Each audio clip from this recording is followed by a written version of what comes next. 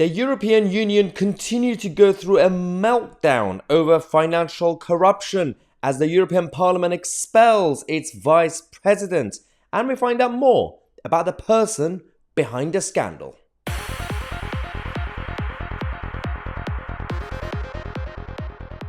Hello everybody, welcome to the first video of the day. It's another day, another EU crisis update.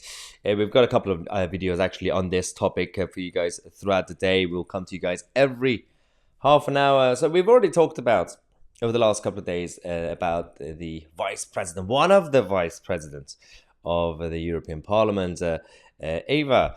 And it's quite fascinating what's actually happened here because obviously, they found 600,000 euros or pounds and dollars, I think, in terms of the currency initially.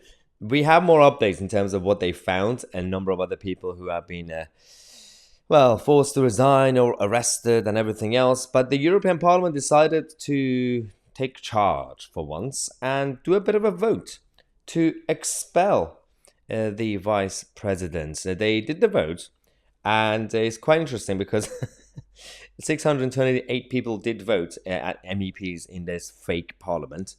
625 voted for the expulsion of the vice president. One person voted against and 2 abstained. So that's interesting. That's even in a situation where they have to unite to do their virtue signaling and say, we don't like financial corruption. We still had a couple of people who said, yeah, we're all corrupt. I don't care. Let's just go with it. Now, we find out more about what's actually been going on because one of the problems that we're currently facing in the European Union is, which is not really new, is the lack of media scrutiny, lack of transparency. And everybody knows this. For years, we've been talking about the gravy train, thinking, well, that's one of the biggest problems with the European Union. The gravy train, waste of taxpayers' money, and coming up with all these directives and regulations for all these member states. But there also have always been a bit of bribery, a bit of financial corruption, money gets missing like the SNP government, and now they're facing a bit of a challenge.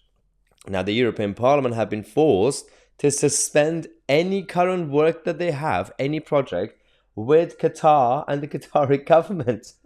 Even the MEPs have now basically demanded some sort of investigation, which will slightly backfire considering a number of these same MEPs have been involved with these dodgy dealings with Qataris. They've suspended their work with Qatar. Well, what about all the other places? Now, I'm not going to completely accuse every single country that is similar, that has a similar style, but hypothetically, let's just say, what about the Saudis? What about the UAEs?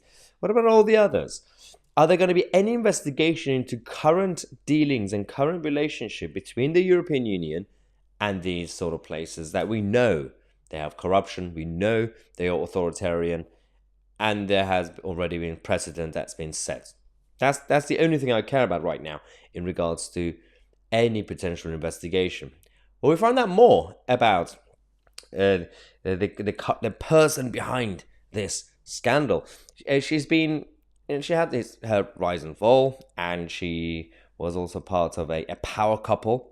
Her husband or partner was also working in the European Union, and we found out that last Monday, Eva Kaili launched a new research center on the promotion of blockchain tech in the European Union. This matters because every time we've already seen any of the establishment figures, whether it's from America or the European Union or just globally in general, get involved with certain industries and sectors, something happens.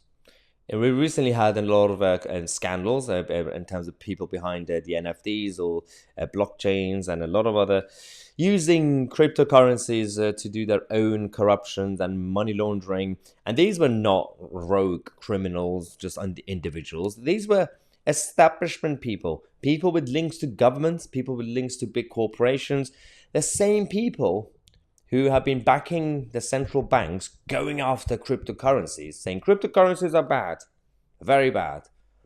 They are using that to do money laundering themselves. Yeah, So I'm just skeptical about what she did last week. I mean, I'm not really accusing her of saying, well, the only reason she launched this research center into blockchain was for that reason. But why is an MEP interested in that, considering they've been against it? That is just fascinating, isn't it? We don't know exactly what will happen next in regards to this scandal. But we do know that she's come out, Ava, to deny the Qatar bribery allegations. Now, over 1 million euros has been seized. We are going to be talking about that part of the scandal in the next video throughout the day. But considering you got caught in action, like literally, there was enough evidence to show the trend and the footprint of all these corrupt dealings. Somehow, she's so surprised that people are accusing her of being corrupt. She said, no, I'm clean. I'm an angel. I don't know where this money came from. I woke up, it was just there. And so I thought I'd just buy some caviar and champagne.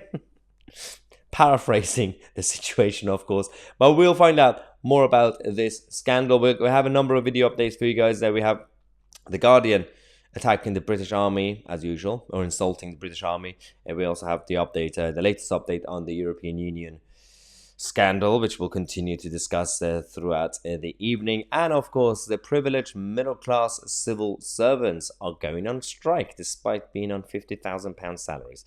Subscribe to the channel. I'm Tousi, and we are the media.